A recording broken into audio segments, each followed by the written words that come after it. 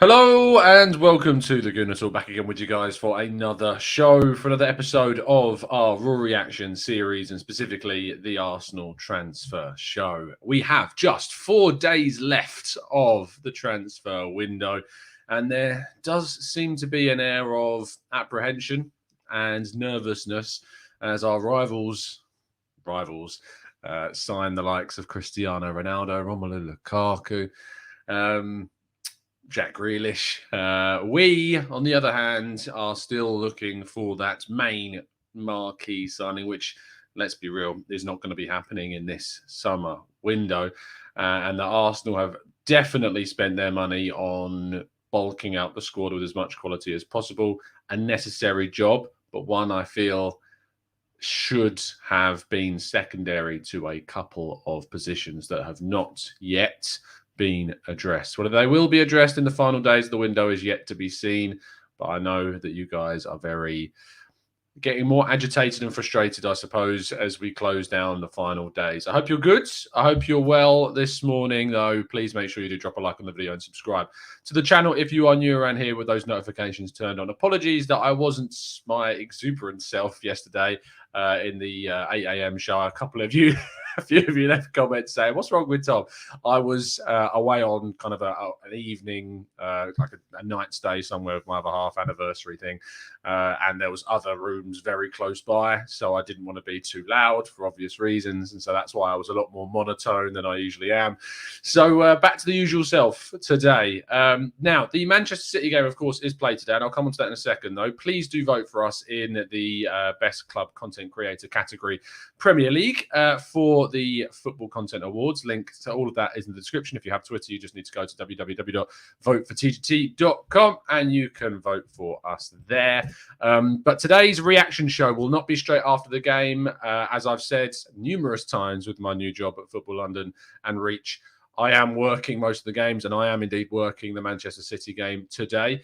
My shift ends at 6 o'clock, so I am hoping to be doing a reaction show around that time. So make sure you tune in for that at 6. That is when we will be going live on the channel to talk about today's game, which is, of course, a big one in a number of respects, and in others, not so much, because I think, and I know that a lot of you will agree with me, that I certainly believe anyway, that this is a bit of a gimme.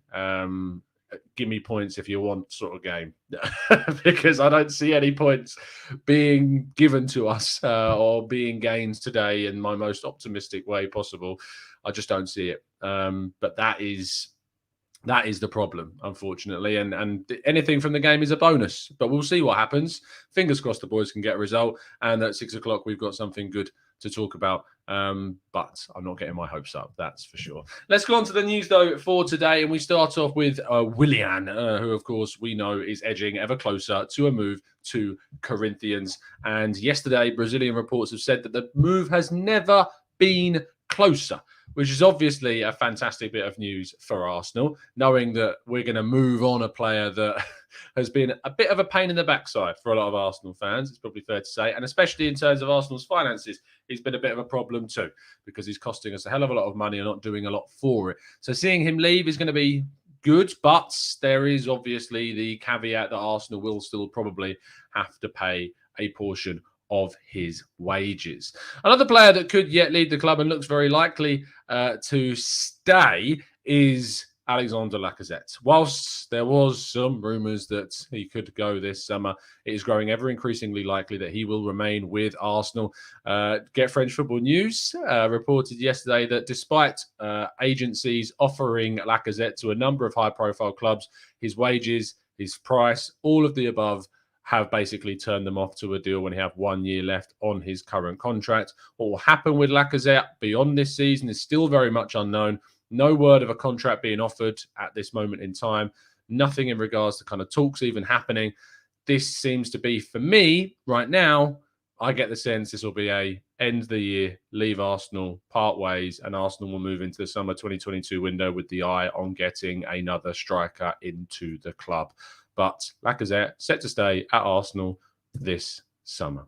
A player that could, however, be leaving very soon is Miguel Aziz, who was, as we know, spotted at Portsmouth's training ground. But that did, ironically, alert a number of other clubs to the fact that Miguel Aziz was available for loan and that there have supposedly been some discussions behind the scenes with Arsenal. However, Portsmouth still appear the most likely team to get Aziz on loan this season. It's a good move for him. League One, I think, is a league in which he will play regularly. Would I have rather have seen him play regularly in the Championship? Absolutely. But I just don't think that the Championship was a more likely destination this summer for an 18-year-old. League One's a great chance for him. Play week in, week out.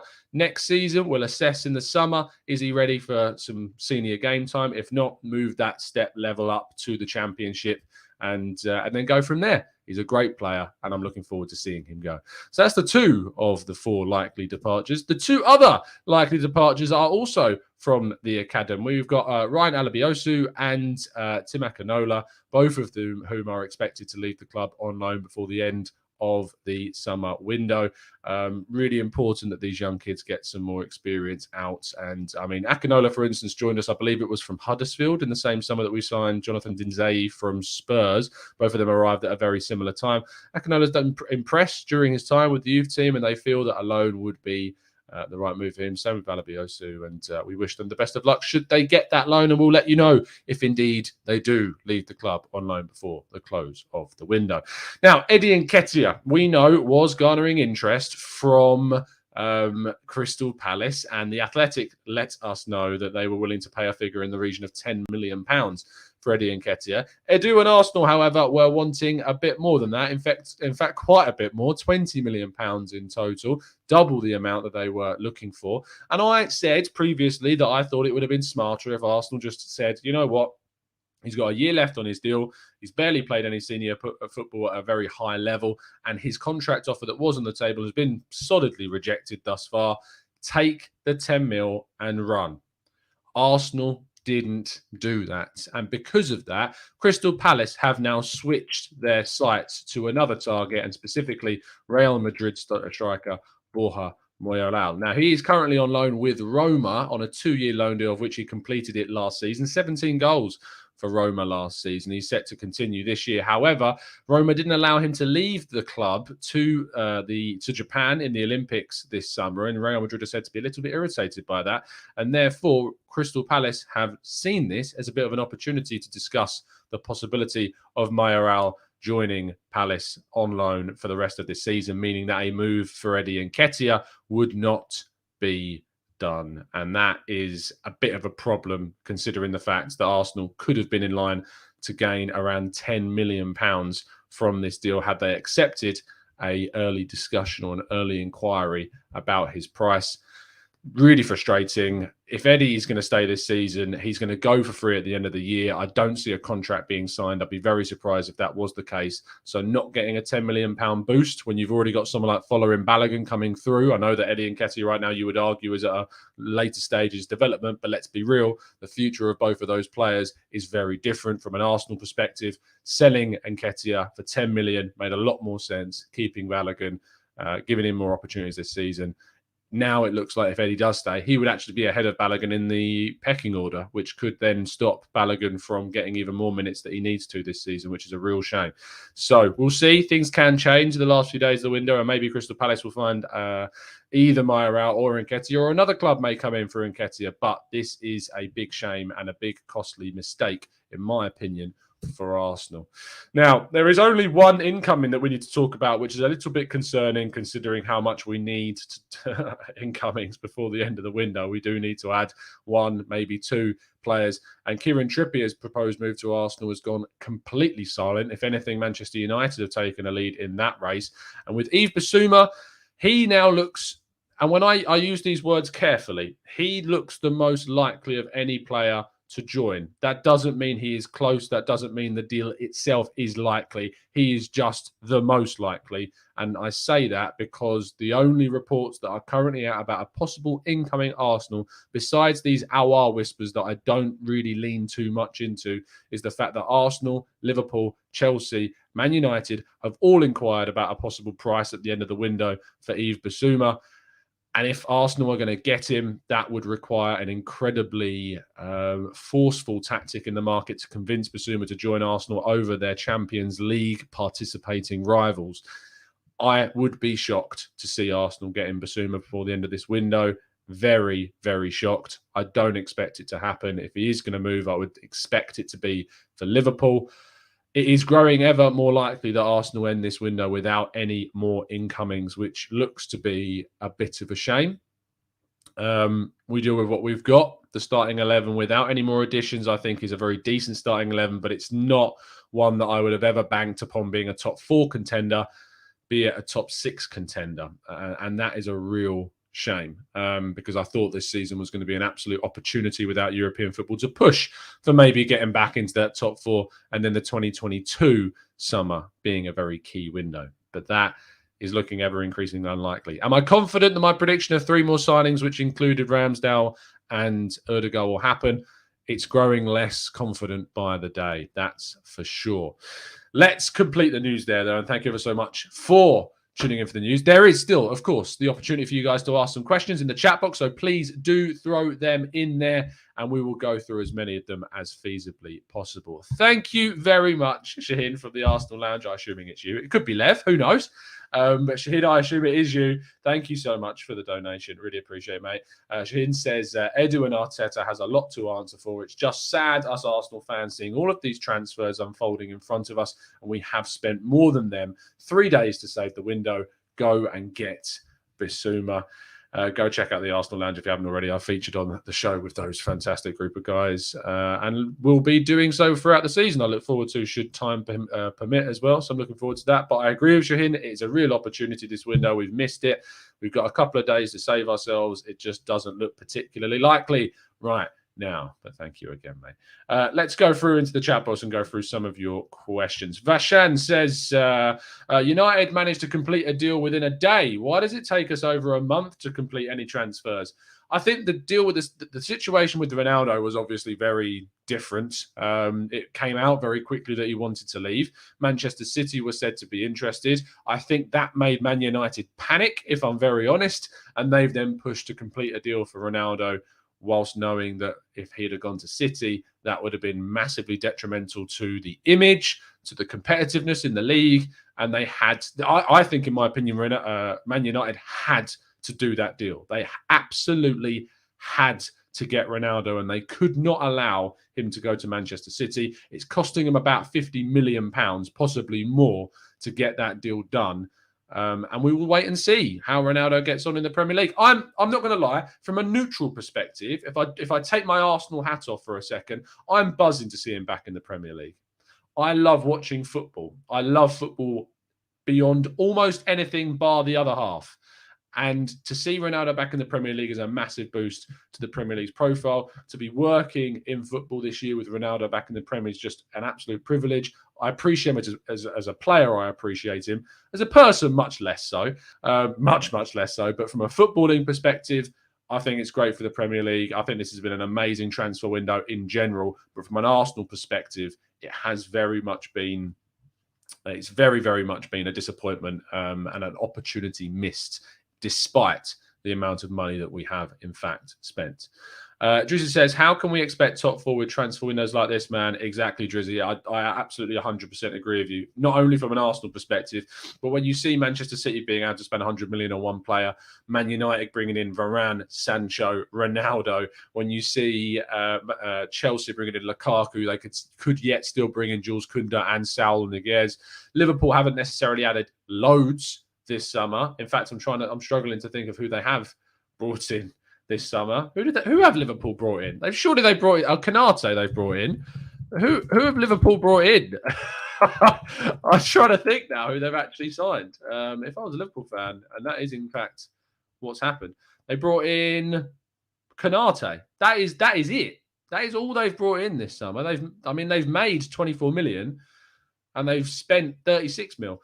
When you think about it, and we genuinely look at a club like Liverpool competing at the top level, they've been able to go into this window, spend 36 mil. I mean, last window, how much did Liverpool spend in the last window? I'm not sure they spent. Sorry, not the last window, the one before that. They spent 74 million on Jota, Thiago, and Shimikas. But the season before that, I'm sure they spent like barely anything, if at all. Minamino came in January, and then Sepp van der Berg. They spent 9 million quid. So over the course of 3 years, Liverpool have averaged a spending of about 30, just over 30 mil. And yet they're title challengers. They won the league in that time. They won the Champions League. It's honestly like that is a well-run club. And I strive to want to be able to see our club be at that level. And that's what frustrates me, is that I don't necessarily want, and I'm desperate for a huge billionaire owner to take over Arsenal that's going to invest loads of money, because I'd love for Arsenal to achieve what Liverpool were achieving, and I'd much rather Arsenal did it that way. It's just so frustrating to see that it's possible. And it's really frustrating. It's really, and it is messy. Raf says it's so disheartening. It's between the difference between us and Liverpool is that the signing of the right players and coach. It's a well-run club, and you're absolutely spot on, Raf. It is exactly that, and that's the difference between us and not just Liverpool, but so many other teams. Is that the decision-making process over a long period of time. I think the decision-making process over the last, say, 2 to 3 years from a recruitment point of view has been better. It's not been great, but it's been better than what we've experienced over the last 10 years. Signing the likes of Partey and Tierney and Martinelli and Ben White and Gabriel and Erdegaard. Signing these players is a lot better, and it's definitely a step in the right direction. Lokonga, another example. But it's when you look at it over the long term, we've fallen behind.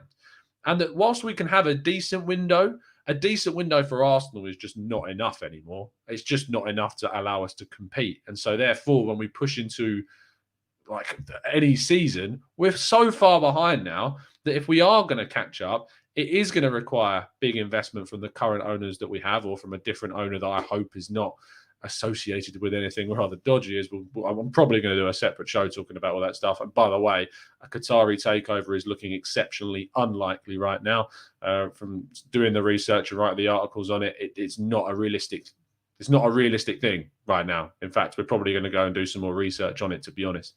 It is, yeah. That's it. Clock Orange says it's the most that Tom comes to ranting. Nice to see. Look, I don't mind rants. Like, rants are fine as long as they're kind of measured and the points that you're making are level-headed. When you're just swearing and blinding and abusing players in a rant, or the manager or whatever, it's just not. It's not constructive.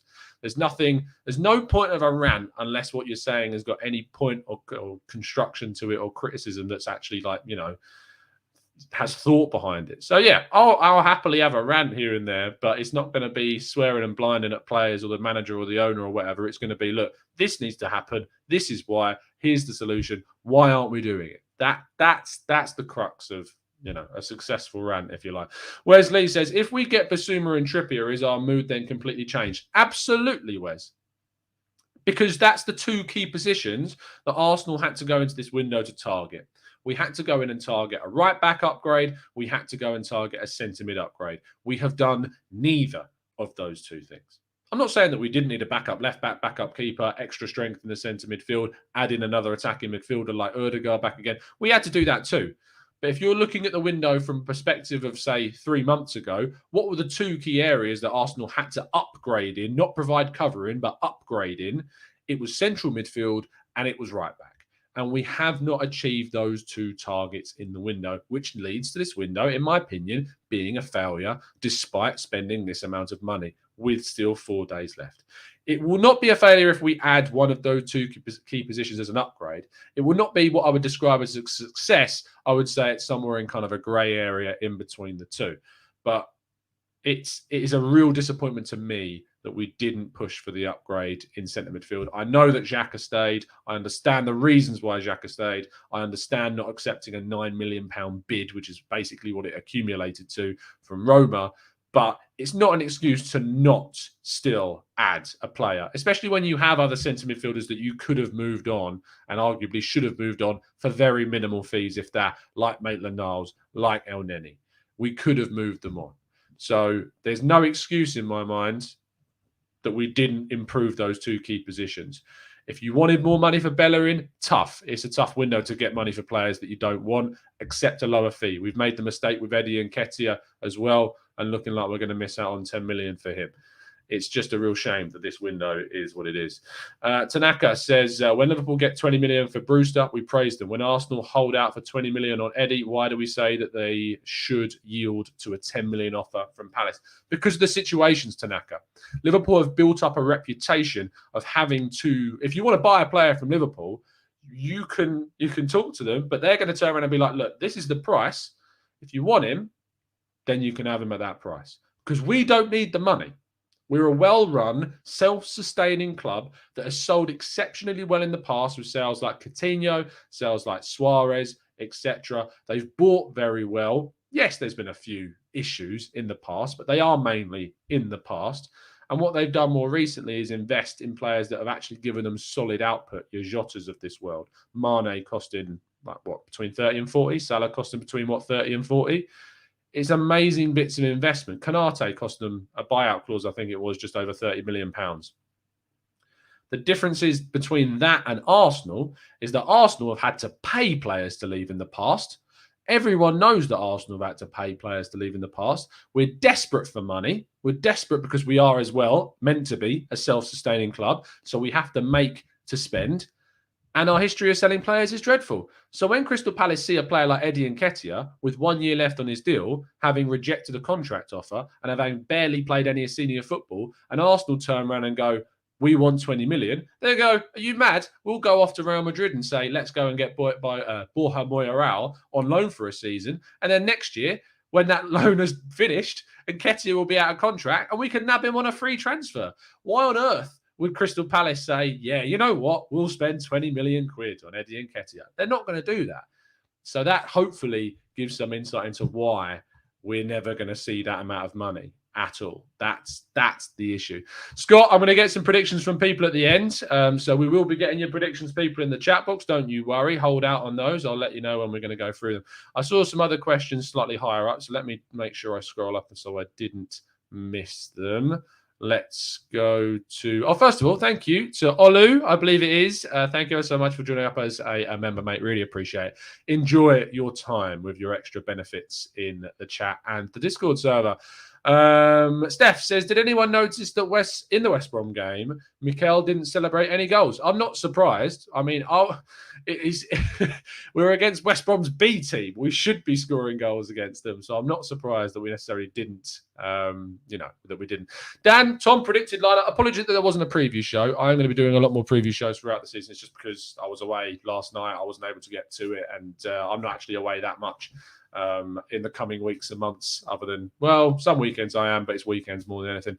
In terms of a predicted lineup, predicted is different to what I want. My prediction is Leno, Chambers, Holding, Marie, Tierney, Lokonga, Xhaka, Odegaard, Smith Rowe, Saka, Aubameyang. That's my predicted lineup for the day. What I would like us to do, and you can actually go and read what I'd like us to go and do over on Football London.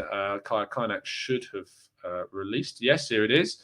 Let me just post that in the chat box so you can read it with some more explanation. There you go. It's in the chat box. But in regards to kind of my wanted lineup, I want us to go for a back three. I desperately want to see us go for a back three. I want it to be a back three of Chambers, Holding, and Tierney.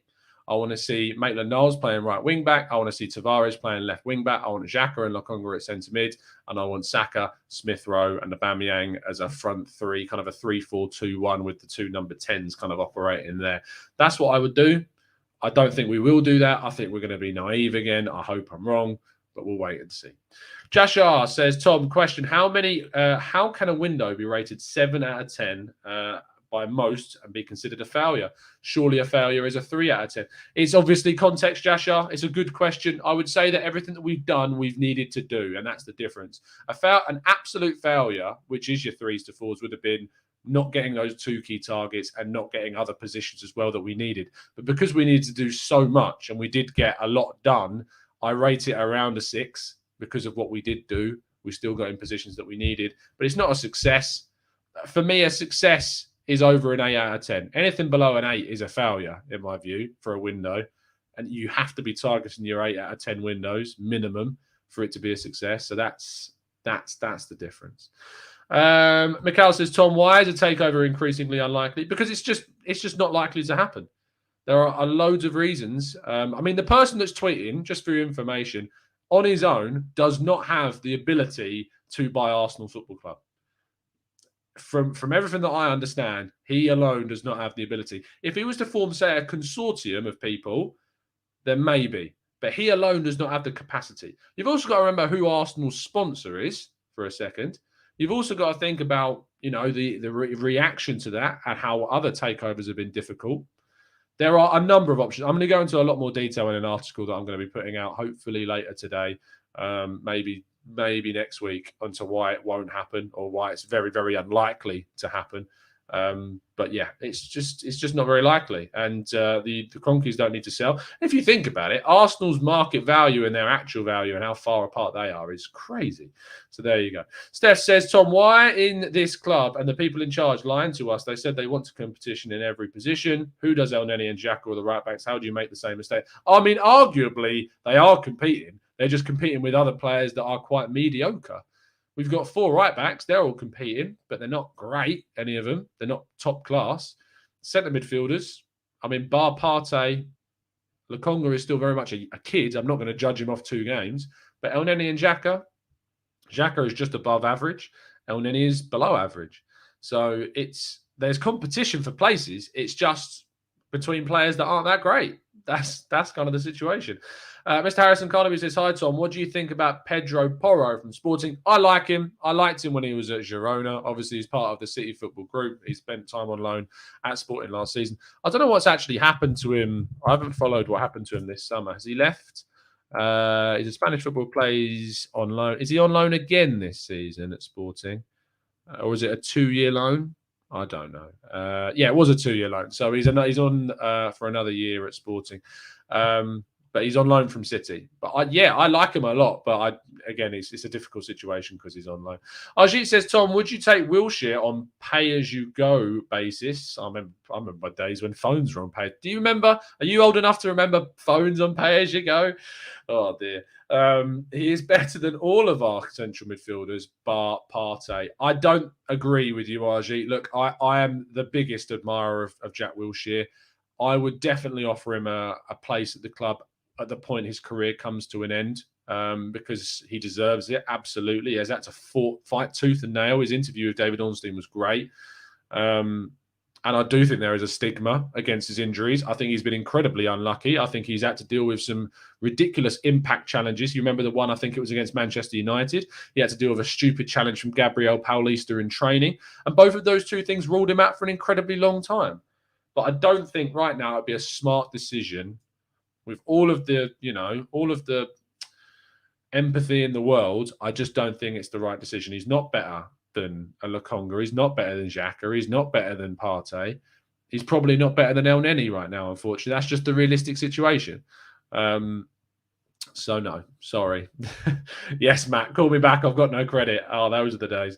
So Hill says, Tom, do you think the owners have invested, or is it the club's finances that is being used for signings? It's the club's finances, mate. The owners have not put any money into this club whatsoever that have been used on transfers.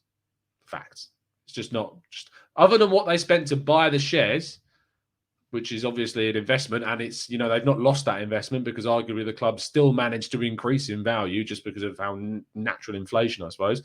But they have not put any money of theirs into a Ben White, into a Gabriel, into a whoever. No, they haven't. I was previously thought that they had, but no, I was wrong on that. And absolutely, they have not invested. And that's the issue. Yes, Fauzi, Partey is still currently out right now, unfortunately. Ashim says, Cronkies doesn't have ambition to make Arsenal big again. I'm 99.9% sure we won't do anything significant now. They should work to bring in a right back and a centre mid at any cost. I agree. Tom Savol says, what is the likelihood of Arteta going with a 3-5-2? Very unlikely. Ami. Apologies if that's wrong. Morning, Gooner subs. Tom, what a day yesterday was. I thought we would go for 4 to 5 seasons without losing to Man United. Yeah, it's looking increasingly unlikely with the squad that they are building. By the way, and this is a shout out to Mike Yama. You are my Arsenal Mike. I don't agree with you on your Ronaldo points of view. I just, for me, it's I think it's naive, is in the most polite way possible, to think that Ronaldo will not score. He's scored everywhere. His goal record at Juventus at the age of 34 to 36 is still insane. Like, he will score goals. It's Ronaldo. But Mike, if you're watching, I'm sorry. I saw your tweets. I can't get on board with not being worried by it. I just can't be on board with it. It's crazy. It's absolutely crazy. Just an interesting tweet from David Ornstein about Manchester City's English football in the city of Manchester. Putting all allegiances, this is David Ornstein, putting all allegiances to one side, this is a magnificent, a really fitting tribute to a couple of great footballers and even better human beings who have made an enormous contribution, often in very difficult circumstances, to a club, English football, and the city of Manchester. This is in relation to David Silva and Vincent Kompany having statues put outside of the club. Look, I think absolutely those two should have statues because they are the modern legends of Manchester City. Absolutely. Arsenal are a club with a lot more history. But, I mean, if you were to say in the last 15 years, no, maybe that's too harsh because that includes Thierry Henry still. But, in the last 10 years, would any player have a statue outside the Emirates in, say, 10 years' time? No. Absolutely none. Absolutely none. And that's maybe Alexis Sanchez, if he'd ever stayed, and stayed with us, he could have ever been in line. You never know. But no. Santi Cazorla, look, I love Santi Cazorla, Wes. I love Santi Cazorla. He is an incredibly talented, elegant, amazing footballer. But the problem is that he was in a period, he wasn't as good as a Bergkamp, let's be real. He wasn't as good as an Henry in raw quality. He wouldn't have a statue. I wished he'd have played during a period where, he'd have played during that time. But, yeah, I love Santi Cazorla. He is my favourite player of this period, of the modern era, of the 2010s forward. But, yeah, it just wouldn't. Ramsey, I consider Ramsey a bit of a modern legend just for winning us 2 FA Cups, but not enough of a legend at the club to garner a statue. It's just different level. The word legend is just far too broad anyway. Far, far, far too broad. RM Yaya Toure gave City their first 2 titles under Mancini and Pellegrini. He does have a mural, to be fair, at the academy, but I think there was some issues as to why he didn't get a statue. I think if you watch I think it's the All or Nothing side of things, I think that goes into a little bit, but there you go. Anyway, we're going to finish the show off there. Thank you guys for tuning in as always. I'll be back at just after 6 o'clock tonight to react to Arsenal's game against Manchester City. I'm covering the game for FL today, so I will not be around straight after the game. But make sure you tune in around 6 p.m. and we'll be reacting to the Manchester City result, whatever it is. Fingers crossed we can get something in the game. It's been an absolute pleasure to speak to you guys, as it always is. And as always, up the Arsenal.